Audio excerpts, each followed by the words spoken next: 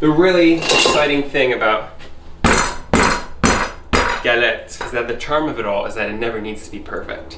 So if you're deciding that you're making a square today, a rectangle, an octagon, more power to you.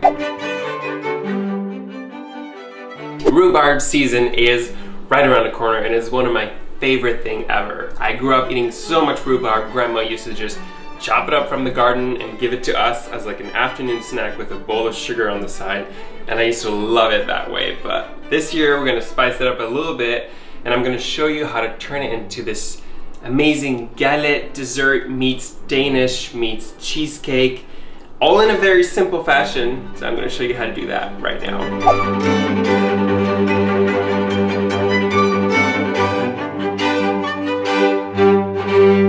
So this cream cheese rhubarb galette is a really extraordinary dessert because it has 3 components, but none of them are time sensitive. So it's all stuff you can make ahead of time. So the first component is actually the rough puff, which I'll link in the description below, but I made a whole tutorial on how to make that. So make sure to check that out before. And I have mine chilling in the fridge right now. The second component is going to be poached rhubarb, and the third one is going to be a delicious lemony cream cheese filling. I'm going to start today with the rhubarb. So for the poached rhubarb, all you need is between 6 and 8 sticks of rhubarb, depending on the size. And then we're just going to cut them up very simply. I just want them to be almost an inch, like this. The next thing to do here is we're going to place it in a heat-resistant dish. You could use a pan if that's all you have, but I'm using this sort of gratin dish here.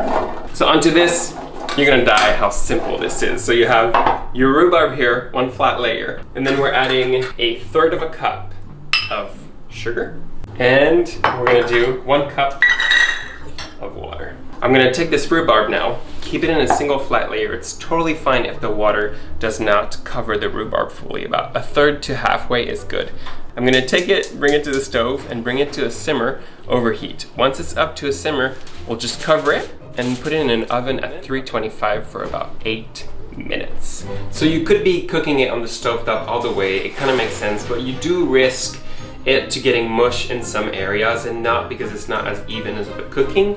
I like to do it in my oven on a lower heat so you really get an even result. Also, we're gonna be using the oven later, so it's on already, so we're good.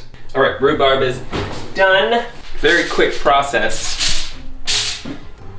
And then it's good. The longer it sits in its liquid, the more vibrant it's gonna turn, like crazy color. If you wanna do this the day before or a few hours ahead and let it fully chill, it's gonna turn like this crazy ruby red. The one I'm using today is something I did about 4 hours ago, and it's crazy, just like the color difference is insane. So now we're on to our next step, which is gonna be the cream cheese filling. So typically a galette is made with marzipan, which is extremely expensive, difficult to make, and extremely hard to find unless you live in like London or Berkeley. So I thought, how do we replace this by keeping it like luxurious feeling, delicious, and going super well with the rhubarb? So I thought we could do something with cream cheese. So we're gonna do a simple cream cheese filling, which is just gonna be starting off with 8 ounces of super room temperature cream cheese. And next into this, we're going to do 2 tablespoons of sugar. I'm gonna do 1 egg yolk, only the yolk. And I'll finish this off with the zest of half of a lemon. And then mix it all together. We have got the cream cheese filling, the rhubarb ready to go. The dough, the rough puff that I made previously, is thoroughly chilled, so we're ready for rolling. The only thing you need before we get rolling is make sure you have a lined cookie tray nearby, and then we're good. So let's do it.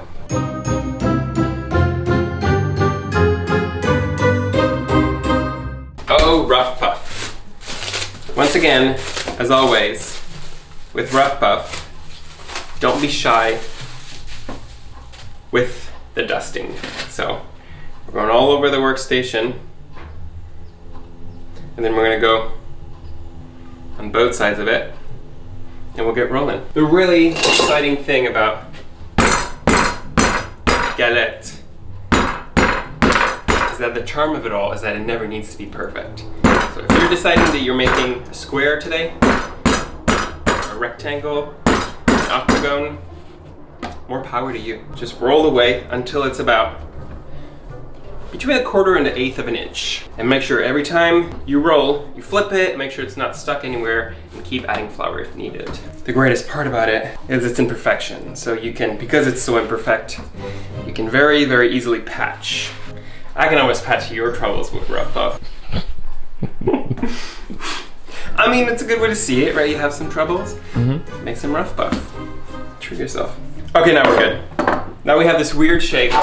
We're taking whichever side is the most floured is gonna go down on your sheet tray. So for me, it's the top side. So I'm just gonna flip that on the sheet tray, and then we're ready to assemble. Cream cheese frosting.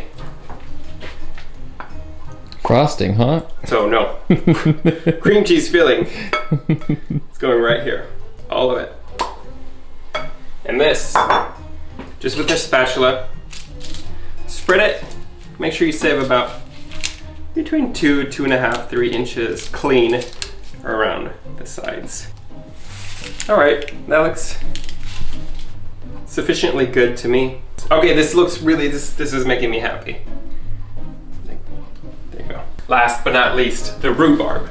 So, here's an important lesson on rhubarb. We're actually gonna strain it for making this, but do not throw away this liquid. It will make the best vodka, soda, rhubarb syrup cocktail you've ever had in your life. So save it and use it, and you're gonna thank me for that. I have a thing of orange in there, and I changed my mind about that orange. I don't want the kids to see it. Okay, fully strained. A little dribble is fine. And then that is going on top. Spread that all over. Keep your edges clean again. And then I'm just gonna leave it as it is, but if you're trying to make some cute shapes or whatever, please go off. And then we're folding the edges super easily, just like this. And then you go around, keep going. If there are any areas that look like they would leak, you can always patch and close them together. That is good. So we have this really sort of fun, natural look. We're just gonna give it a little egg wash and finishing up with some Demerara sugar just to give it a crunch, add a little sweetness, and that's it. This is now ready to go. I heated up the oven at 400, and you need to cook it, get it pretty high, at a pretty high temperature. You want the bottom to stay nice and crispy all the way. So if you've ever heard that, there's a lot of people that when they bake pies, they bake them on like a sheet tray that's been preheating in the oven. Today I'm just gonna slide mine on like a preheated pizza stone, but if you have anything like that, please do it. Otherwise, it's still gonna be good, but you know, you're risking getting potentially a soggy bottom. 400, and we'll check it in about 30 minutes, and that's it. The galette has been in for about 15 minutes. I checked it in at 30, but for galette, you can go a bit darker. The darker you go, the flakier the pastry is gonna be. And this looks pretty good to me. Now, the hard part. Now the hard part, just wait for it as long as you can before you eat it. I would say give it at least 15 minutes before you slice it open, and it will be just ready to eat. I'm happy with her. It's photo shoot time now. Okay, we basically waited 35 seconds. I can no longer wait. Crack it open. Oh my god. So this is so exciting because it doesn't need to be served with anything. It has the creasiness, the creaminess, it has the flakiness, and it has the sourness from the rhubarb. Oh, my mouth is watering. And because we cooked it on the stone like this, with high heat, it stayed nice and crispy at the bottom. Oh, that makes me happy.